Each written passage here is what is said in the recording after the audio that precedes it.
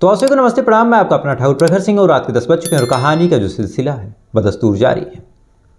आज की कहानी की बात करूं तो आज की कहानी एक ऐसी कहानी है, आमतौर पे हर कहानी में कत्ल होता है। कत्ल करने वाला या तो बड़ा करीबी निकलता है या कोई ऐसा होता है, साजिश होती है तभी कत्ल होता है, कोई दुश्मनी, दोस्ती, कोई नाजायज़ संबंध। लेकिन आज की कहानी में एक सबसे अजीब चीज़ और आत्मा को कचोटने वाली जो है वो यही है कि एक साथ कई रिश्तों का भी कत्ल होता है। यानी इस कहानी को सुनने के बाद अगर कोई शक की मिजाज का इंसान हो, जिसे छोटी सी बात पे शक हो जाता हो, तो इस कहानी के बाद कई पवित्र रिश्तों के भी मायने बदल जाएंगे। तो कहानी क्या है और ऐसा मैं क्यों बोल रहा हूँ, ये तमाम चीज़ें आपके सामने हाजिर हैं। कहानी राजस्थान की है। राजस्थान का सबसे मशहूर शहर जयपुर। कहानी इसी जयपुर शहर की है। कहानी इसी जयपुर शहर में साल 2019 में घटी एक घटना की है। तो सीधा सीधा इस कहानी का रुख करते हैं और इस कहानी की शुरुआत होती है साल 2019 से। साल 2019 हर बार की तरह उस साल भी दीपावली का महोत्सव। सभी लोग दीपावली को लेकर बेहद उत्साहित थे। धनतेरस के दिन पे 25 अक्टूबर की तारीख अलग अलग दुकानें सजी थी। सभी लोगों ने बढ़ चढ़ के शॉपिंग की। देर रात तक दुकानें खुली, चूँकि अलग अलग वक्तों पे जो खरीदार थे धनतेरस के दिन शॉपिंग करने आ रहे थे। बाजार एकदम गुलजार थी, लोगों की भीड़ लगी हुई थी। उसके बाद देर रात तक दुकानें खुली थी। देर रात जब लोग अपने घरों पे गए तो दुकानदारों ने भी अपनी दुकान बंद की। बंद करने के बाद वो अपने घर जाते हैं, जाने के बाद आराम करते हैं, सोते हैं। सोने के बाद अब चूँकि एक दिन पहले काफ़ी गहमा गहमी भरा माहौल था, तो अगले दिन थोड़ा सा लेट उठते हैं। लेट उठने के बाद लेट ही अपनी दुकान की तरफ जाते हैं। यानी जो इंसान सुबह 6 बजे दुकान खोलता था उसने 7 बजा दिया। ऐसे ही एक दूध की दुकान थी। डेयरी पे कुछ लोगों की भीड़ लगी हुई थी। दूध वाला जो था वो सुबह सुबह थोड़ा लेट उठा था, तो तेज़ी के साथ आ रहा था। और आने के दौरान एक थाना पड़ता है, चंदबाजी थाना, और इसी थाना क्षेत्र में उस दूध वाले की दुकान थी। अब सुबह सुबह जब वो तेज़ी के साथ निकलता है और निकलने के बाद अपनी दुकान की तरफ जा रहा होता है, तो हल्का सा मौसम सर्द था। और इसी सर्द मौसम में वो जब जाता है तो जाने के बाद सामने अचानक से उसे एक बड़ी अजीब चीज़ दिखाई देती है। अब बेहद अजीब चीज़ वो देखता है। देखने के बाद थोड़ी देर ठहरता है, सोचता है कि ये क्या है। उसके बाद पास से जाके देखने का फैसला करता है। और जैसे ही वो दुकानदार पास जाके देखता है, देखने के बाद फ़ौरन समझ जाता है कि वो जो चीज़ है वो कुछ और नहीं, एक इंसान की लाश है। बेहद खून से लथपथ, मक्खियाँ भिनभिना रही। अब ये चीज़ जैसे वो दुकानदार देखता है, एकदम सड़क पे एक तो अकेला, सिट्टी पिट्टी गुम, क्या करे। अगर चला जाए तो भी टेंशन की कहीं मामले में न फंस जाए। इसलिए उसने फिर अब थाने में फ़ोन करने का फैसला किया। थाने में फ़ोन करता है, इत्तला करता है कि यहाँ पे साहब एक डेड बॉडी मिली है। पुलिस वाले जब ये सूचना पाते हैं तो सुबह सुबह का माहौल, आधी नींद में आधा जागे, भाग के वो भी आते हैं। आने के बाद बॉडी देखते हैं तो देखते ही जान जाते हैं कि ये कोई नेचुरल डेथ या फिर ऐसा नहीं था कि कोई एक्सीडेंट हो या फिर कोई शराब पी के मर गया हो, कोई नशा करके कोई सांप वगैरह काट लिया हो। ये एक मर्डर था, चूँकि शरीर पे जगह जगह चोट के निशान थे, सर कुचला हुआ था और बॉडी से लगभग खून निकल चुका था। और शायद जो देखने में लगा इस शख्स की अगर मौत हुई है तो सारा खून निकलने की वजह से ही हुई है। फिलहाल पुलिस वालों ने बॉडी को अपने कब्जे में लिया, पोस्टमार्टम के लिए भेजा। उसके बाद तफ्तीश शुरू की। आसपास के इलाकों को खंगाला कि कुछ सबूत मिल जाए, कोई सुराग मिल जाए। उस जगह को बाकायदा चेक किया, फॉरेंसिक की टीम आई। लेकिन उस पूरी जगह को खंगालने के बाद, जो भी तफ्तीश करनी थी उसको करने के बाद, कोई भी क्लू या फिर कोई ऐसी चीज़ नहीं मिली जिससे या तो कातिल का पता चल सके या फिर जो मरने वाला है बाधित उसका पता चल सके। इधर बॉडी पोस्टमार्टम के लिए गई। पोस्टमार्टम रिपोर्ट आ गई और पोस्टमार्टम रिपोर्ट में भी क्लियरली यही था कि किसी ने बुरी तरीके से इस शख्स के ऊपर हमला किया और हमला करके इसको घायल किया और शरीर का सारा खून निकल गया, इस वजह से इसकी मौत हो गई। अब ये तमाम चीज़ पुलिस वालों के पास जब पोस्टमार्टम रिपोर्ट आई, इधर पूरे इलाके में खबर फैल गई कि एक शख्स का यहाँ पे कत्ल हो गया है, लाश मिली है। तो पुलिस वालों ने अब तफ्तीश शुरू की और सबसे पहला सवाल यही था कि ये मरने वाला आखिर कौन है। अब मरने वाले के पीछे जब पुलिस वाले पड़ते हैं, यानी पता करने के लिए, तो पुलिस वालों को उम्मीद थी कि अब लाश मिली है तो किसी न किसी शख्स के घर का कोई गायब होगा, कोई परिवार होगा जो खोजबीन करने आएगा, आसपास के थानों में, इसी थाने में मिसिंग कंप्लेन दर्ज करवाएगा। उसके बाद हम उसको बॉडी की शिनाख्त करने के लिए लेके आएंगे 2-4 परिवारों में से किसी एक परिवार का ये मामला होगा। पहचान हो जाएगी, उसके बाद कातिल क्या हो, कौन है, कहाँ से है, ये भी पता चल जाएगा। इसी उम्मीद में पुलिस वाले हाथ पे हाथ रख के बैठ जाते हैं। धनतेरस के अगले दिन यानी छोटी दीपावली को ये लाश मिली थी। दीपावली गुजर गई, कोई भी ऐसा परिवार या फिर कोई भी ऐसा शख्स नहीं आया जिसने कहीं कोई कंप्लेन दर्ज करवाई हो कि मेरे घर का कोई गायब है। अब ये चीज़ जब पुलिस वालों ने देखी कि 2 दिन गुजर गए और कोई बॉडी क्लेम करने नहीं आया, तो पुलिस वालों ने सोचा कि चलो पास्ट रिकॉर्ड खंगाल लेते हैं कि क्या कोई ऐसा है जो गायब है। तब तक पोस्टमार्टम रिपोर्ट से मरने वाली की उम्र वगैरह भी लगभग क्लियर हो गई थी कि 30 से 32 साल उम्र होगी, और हाइट, बॉडी लैंग्वेज, ये तमाम चीज़ें पता थी। तो पुलिस वालों ने पुराने रिकॉर्ड को भी खंगाला, वहाँ से भी मैच कराने की कोशिश की, लेकिन इत्तेफाक से वहाँ भी कोई ऐसा शख्स गायब नहीं मिला जिसकी बॉडी की जो संरचना है इस लाश से मैच करती हो, यानी इस मरने वाले शख्स की ना तो अब कोई कंप्लेन आई है, ना ही पास्ट में कोई कंप्लेन यानी मिसिंग रिपोर्ट दर्ज हुई थी। अब पुलिस वाले परेशान, इधर कातिल का पता तो छोड़िए, मरने वाला कौन है यही नहीं पता। कोई ऐसा आ नहीं रहा जो कुछ कहे कि हाँ साहब मेरे घर का कोई गायब है। यानी सबसे पहले अब मरने वाला कौन है ये पता करना है, उसके बाद ये पता करना है कि कातिल कौन है, तब जाके पता चलेगा कि कत्ल क्यों हुआ। सवाल कई, जवाब कोई नहीं। ना ही क्राइम सीन से कुछ मिला, ना ही मरने वाले की पॉकेट से कुछ मिला कि कोई कागज़, कोई डॉक्यूमेंट, कोई आधार कार्ड मिल जाए। पुलिस वाले परेशान हैं, जांच पड़ताल कर रहे हैं। आसपास के लोगों से भी पूछताछ की कि क्या इस शख्स को कोई जानता है, लेकिन ना तो वो दूध वाला जानता था, ना ही उस इलाके में जितने लोग थे वो लोग जानते थे। यानी कोई भी सबूत नहीं मिला। पुलिस वाले जांच पड़ताल करते रहे, छानबीन करते रहे। इधर वक्त गुजरने के साथ साथ जब कोई सबूत या फिर मरने वाले की पहचान नहीं हुई, तो पुलिस वालों ने सोचा कि एक काम करते हैं, अगर सामने से कोई कंप्लेन नहीं आई है तो हम ही इसकी कंप्लेन को अलग बगल जितने भी थाने हैं, जितने भी गांव हैं, उन सभी जगहों पर इत्तला करते हैं। यानी एक फ़ोटो निकालते हैं, उसको ब्लैक एंड वाइट करके अलग अलग व्हाट्सएप ग्रुप्स में, अलग अलग थानों में भेजते हैं कि क्या कोई गायब हो तो पता है, क्या किसी गांव में कोई ऐसा दिखने वाला शख्स है। अब पुलिस वालों ने यह भी किया, उसकी तस्वीर को, उसकी कदकाठी को, उसके कपड़ों को एक डॉक्यूमेंट के फॉर्म में लिखा, लिखने के बाद अलग अलग लोगों के व्हाट्सएप पे भेजा। अलग अलग गांव के जो सरपंच थे, जो प्रधान थे, जो बीडीसी थे, उन तमाम लोगों के मोबाइल पे भेज दिया कि आप अपने अपने गांव में देख लो। वक्त गुजरा, कहीं से कोई जानकारी नहीं मिली। लगभग 1 आध हफ्ते गुजर गए। इसी बीच एक शख्स आता है। आने के बाद कहता है कि साहब, अब शक्ल जिस हिसाब से आपने फ़ोटो भेजी है उस हिसाब से अब पहचान तो नहीं हो पा रही है, लेकिन आपने जो कपड़े बताए और जो उम्र बताई और जो तमाम चीज़ें कदकाठी बताई, उस शख्स को शायद मैं जानता हूँ। अब लगभग हफ्ते भर बाद कोई आता है, और आने के बाद जब ये बात बोलता है तो पुलिस वाले भी खुश कि चलो कोई तो आया। उन्होंने पूछा कि कौन है, तो बताता है कि साहब मेरे बगल में एक परिवार रहा करता था। परिवार मियाँ बीवी थे, 2 लोग। पति का नाम पूनम, बीवी का नाम अंजू। बीवी कुछ दिन पहले ही मायके चली गई और जो पूनम है वो भी दिखाई नहीं दे रहा। और जिस हिसाब से आपने कपड़े वगैरह बताए थे, ऐसा लग रहा है कि ये कपड़े भी उसी के हैं, क्योंकि ऐसे ही सेम कपड़े और ऐसे ही प्रिंटेड शर्ट वो पहनता था।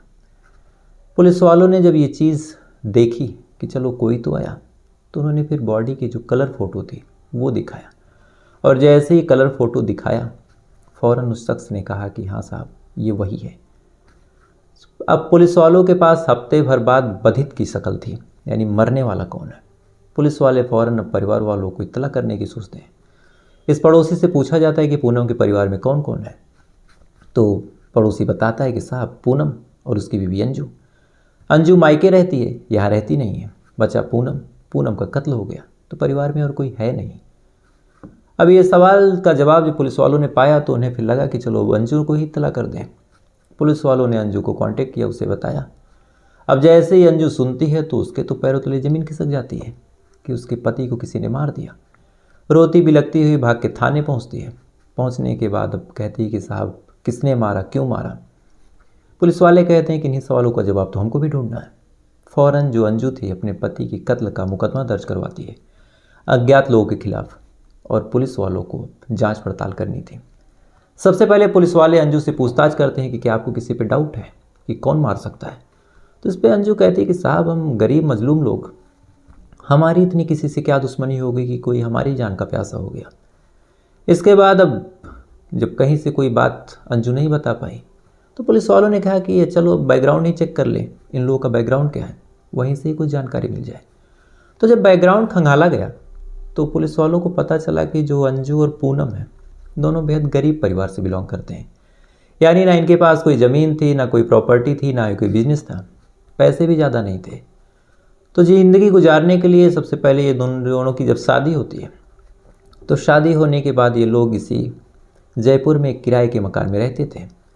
दोनों मियाँ बीवी अभी स्वस्थ थे, शरीर में जान बाकी थी, तो दोनों ने सोचा कि चलो कहीं छोटी मोटी नौकरी कर लें, उसी से गुजारा होगा।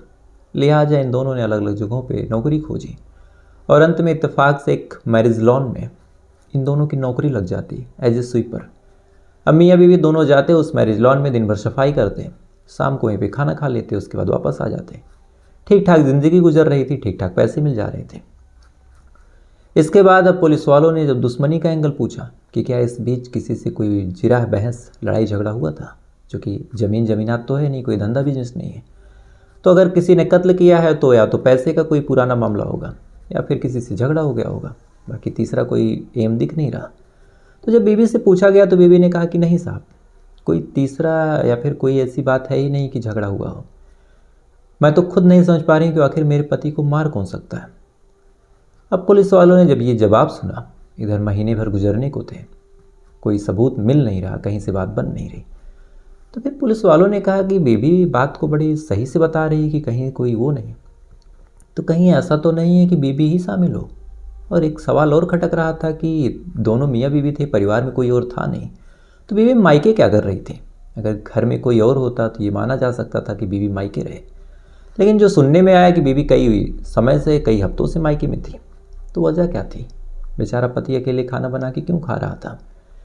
अब इस सवाल के बारे में जब पड़ोसियों से पूछताछ की गई तो पड़ोसियों ने कुछ चौंकाने वाले खुलासे किए। पड़ोसियों ने बताया कि साहब दरअसल इन दोनों के बीच आए दिन झगड़े होते थे। पुलिस वालों ने पूछा क्यों, तो पड़ोसियों ने बताया कि साहब दरअसल जो पूनम था उसको अपनी बीवी अंजू के कैरेक्टर पे डाउट था। अब जैसे ही ये शब्द पुलिस वालों के कानों में पड़े, मामला कैरेक्टर तक गया। फौरन शक की जो सारी सुई थी, पहली दूसरी तीसरी, सभी अंजू के ऊपर जाके टिक गई कि अगर कैरेक्टर पे डाउट था तो कत्ल होने के चांसेस यहाँ बनते हैं, जो कि आजकल ऐसा होता है। पुलिस वालों ने फौरन जांच पड़ताल को जो दायरा है अंजू के इर्द गिर्द घुमाया, कॉल डिटेल खंगाली अंजू की और साथ ही पूनम की भी मोबाइल की कॉल डिटेल खंगाली। और जब कॉल डिटेल खंगाली तो एक नंबर मिला जो दोनों में कॉमन था, और ये नंबर एक अकबर नाम के शख्स का था, और जो कॉल करने का टाइम था वो भी हत्या के लगभग 1 या 2 घंटे आगे पीछे का था। अब ये सबूत शायद काफ़ी था पुलिस वालों को अकबर को उठा के पूछताछ करने के लिए। पुलिस वाले अब अकबर के ऊपर दबाव बनाते हैं, उसको उठाते हैं। उठाने के बाद उससे सीधा एक लाइन में कहते हैं कि देखो इतना सबूत काफ़ी है, बाकी हम प्रूफ कर ले जाएंगे, और प्रूफ करने के लिए हम काफ़ी सख्त भी हो जाएंगे। लिहाजा अगर कुछ जानते हो तो साफ शब्दों में बता दो, तुम्हारी भी इज्जत और शरीर दोनों बना रहेगा, नहीं तो पुलिस है, हम सातों पातवाल से खोज लेंगे। अब ये शब्द पुलिस वाले का जब अकबर सुनता है तो डर जाता है, और डरने के बाद तोते की तरह बोलता है कि हाँ मैंने ही कत्ल किया है। अब 1.5 महीने बाद पुलिस वालों ने सबसे पहले ये पता कर लिया था कि मरने वाला कौन है, और दूसरा ये भी पता चल गया कि कातिल कौन है। अब तीसरा और सबसे बड़ा सवाल यही था कि क्यों और कैसे। तो ये सवाल जब अकबर से पूछा गया तो यहीं से कहानी 1 साल पहले पहुंच जाती है, यानी साल 2019 में। दरअसल पूनम और अंजू जिस मैरिज लॉन में काम करते थे वहीं पे अकबर भी काम करता था। ये दोनों स्वीपर थे। अकबर तंदूर लगाता था।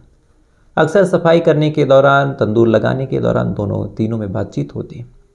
बातचीत अकबर और पूनम के बीच जब हुई तो इसी बीच अंजू से भी दोस्ती हुई। दोस्ती आगे बढ़ गई और दोनों अब एक दूसरे को पसंद करने लगे। पसंद का सिलसिला भी आगे बढ़ा, दोनों के बीच नज़दीकी बढ़ी और प्यार हो गया। प्यार हुआ तो अब दोनों एक ही जगह पे काम कर रहे हैं। न मिलने की कोई दिक्कत, न बात करने की कोई टेंशन। नंबर भी एक्सचेंज हो गया, अब नंबर पे बातचीत हो रही। कभी कभार ऐसा होता कि अकबर भी मिलने चला आता। इसी दौरान अकबर अलग अलग दोस्तों के साथ भी आने लगा। अब ये तमाम चीज़ जब पूनम के पड़ोसियों ने देखी तो उन्होंने पूनम को इत्तला कर दिया कि अब कोई है जो तुम्हारी गैर मौजूदगी में अक्सर आता है, तुम्हारी गैर मौजूदगी में अलग अलग लोगों के साथ आता है। अब पूनम भी जब ये चीज़ नोटिस करता है तो अपनी बीवी अंजू से पूछता है कि आखिर अकबर क्यों आता है। तो इस पर अंजू एक बेहद घटिया सा जवाब देती है और कहती है कि आप मुझ पर डाउट कर रहे हैं। अकबर को तो मैं भाई मानती हूँ और इस रक्षाबंधन में उन्हें राखी बांधूंगी। अब मामला जब भाई बहन का हो गया तो पूनम भी क्या बोले, चुप हो गया। उसे लगा कि चलो भाई बहन का रिश्ता है, आता होगा।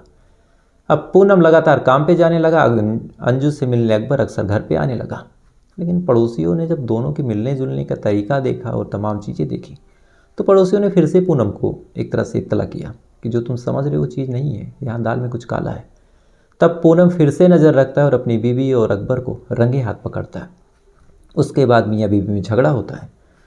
झगड़ा इस कदर होता है कि अब अकबर का मिलना जुलना बंद हो गया घर पे और कहीं ये लोग जा नहीं सकते थे। तो फिर दोनों सोचते हैं कि क्यों ना पूनम को ही रास्ते से हटा दें। अब यहीं से साल 2019 से कत्ल की साजिश रची जाती है। सबसे पहले प्लान बनता है कि क्यों ना जहर दे के मार दें। प्लान बना, जो अकबर है वो अंजू को सल्फास की गोली ला के देता है कि खाने में खिला देना, मर जाएगा। गोली आ चुकी थी, बस अब खाने में मिला के देना था। लेकिन अब इसी दौरान ये कुछ मूवी देखती है। मूवी में ये भी देखती है कि कैसे जहर दे के खिलाया गया, उसके बाद आदमी मर गया, पोस्टमार्टम हुआ और उसमें ये तमाम चीज़ें आई। और फिर बीवी ही थी घर में तो बीवी फंस गई। अब ये चीज़ अंजू भी सोचने लगी कि अगर मैं जहर देती हूँ और पोस्टमार्टम हुआ तो घर में तो कोई और है नहीं, सारे शक की सुई मुझ पे आ जाएगी, इसलिए मैं ऐसा काम नहीं कर सकती। पहला प्लान ड्रॉप कर दिया गया। अब गाड़ी बढ़ी दूसरे प्लान के तरफ, यानी अब दूसरे तरीके से। तो दूसरा प्लान ये बना कि ये बाइक से कहीं जाएगा, उसके बाद अकबर अपने दोस्तों के साथ पीट पीट के मार डालेगा। प्लान बना, रेकी शुरू हुई। इत्तेफाक से जिस दिन कत्ल करने की सारी साजिश रची गई उस दिन अकबर जब अपने दोस्तों के साथ खड़ा होता है मारने के लिए तो पूनम अपने कुछ और दोस्तों के साथ उस रास्ते से जाता है। उस दिन भी प्लान फेल हो गया। वक्त के साथ साथ 2 प्लान फेल हो गए। लिहाजा ये प्लान बना कि कुछ ऐसा करना है कि कत्ल भी हो और कहीं से कोई सबूत, कोई सुराग या फिर गवाह ना मिले। तो फिर क्या? तो इसके लिए सबसे पहले जो अंजू है अपने पति पूनम से झगड़ा करती है ताकि अब इसका नाम कहीं ना है। झगड़ा करके अपने मायके अचरोल चली जाती है। जाने के बाद ससुराल आने का नाम नहीं लेती। इसी बीच अकबर पूनम के करीब आता है। आने के बाद अकबर पूनम से दोस्ती करता है। दोस्ती इस कदर आगे बढ़ाता और कहता है कि मुझे पछतावा है कि मैंने तुम्हारी बीवी के साथ ऐसा किया, आज से नहीं होगा। इसके बाद शराब की पेशकश, और शराब तो अच्छे से अच्छे दुश्मनों को दोस्त बना दे। पूनम भी शराब की लालच में अब दोस्ती करने लगता है और इसी शराब का बहाना दे के पूनम को अकबर बुलाता है फ़ोन करके और कहता है कि आओ पीते हैं। अब शराब का नाम सुनते ही पूनम खुश फ़ौरन भाग के पहुंच जाता है और जैसे ही भाग के पहुंचता है तो पहले तो अकबर अपने 2 साथियों के साथ उसको शराब पिलाता है और जब शराब की नशे में पूनम टुन्न हो जाता है तब फिर उसको लोहे और पत्थर से पीट पीट के मारा जाता है और लाश को वहाँ पे छोड़ के ये तमाम लोग 9-11 हो जाते हैं। कत्ल करते हुए इन्होंने किसी को देखने दिया नहीं, यानी ऐसे टाइम पे किया, और कोई सबूत, कोई सुराग और लाश के पास कोई कागज़, कोई आधार कार्ड छोड़ा नहीं। तो फिर लाश की पहचान भी अटकी पड़ी रही। अब ये तमाम कहानी जब पुलिस वाले सुनते हैं, सुनने के बाद बड़े हैरान होते हैं कि चलो कत्ल हुआ नाजायज़ संबंध में, लेकिन जिस हिसाब से भाई बहन के रिश्ते का नाम दे के ये गलत काम किया गया, शायद ये चीज़ें ना हो तो ज़्यादा बेहतर होता। तो फिलहाल ये थी पूरी कहानी, और इस कहानी के बारे में आपकी भी क्या राय है कमेंट ज़रूर कीजिएगा। साथ ही ऐसी कहानियों को सुनने के लिए, ऐसी देश दुनिया की घटनाओं को जानने के लिए वीडियो को लाइक करके, चैनल को सब्सक्राइब करके अपना प्यार ज़रूर दीजिएगा। तो आपसे कल फिर मुलाकात हुई किसी दूसरी सच्ची कहानी के साथ। तब तक अच्छे रहिएगा, खुश रहिएगा, अपना ख्याल रखिएगा, अपने देश का ख्याल रखिएगा। जय हिंद, वंदे।